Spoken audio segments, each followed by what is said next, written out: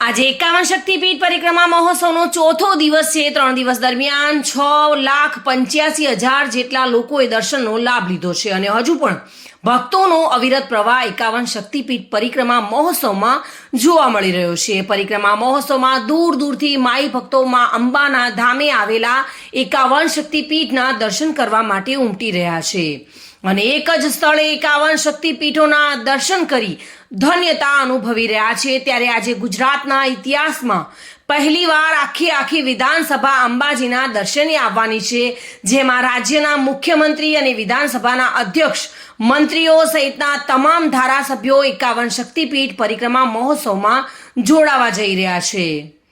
આજે સાંજે અંબાજીના ગબ્બર ખાતે આવેલા 51 શક્તિપીઠ પરિક્રમા મહોત્સવમાં ગુજરાતના મુખ્યમંત્રી ભૂપેન્દ્રભાઈ પટેલ અને વિધાનસભાના અધ્યક્ષ શંકરભાઈ ચૌધરી સહિત તમામ મંત્રીઓ અને ધારાસભ્યો પધારવાના છે, જેઓ 51 શક્તિપીઠના તમામ સંકુલોમાં દર્શન અને આરતી કરશે। તો મુખ્યમંત્રી ભૂપેન્દ્રભાઈ પટેલ ગબ્બરની ટોચ ખાતે આરતી કરશે, ત્યારે લાઇટ એન્ડ પૂરી પાડવામાં આવી રહી છે। તો સાથે સાથે તંત્ર અને પોલીસ વિભાગ દ્વારા સુરક્ષાને લઈને ચુસ્ત બંદોબસ્ત ગોઠવવામાં આવ્યો છે। રીના પરમાર।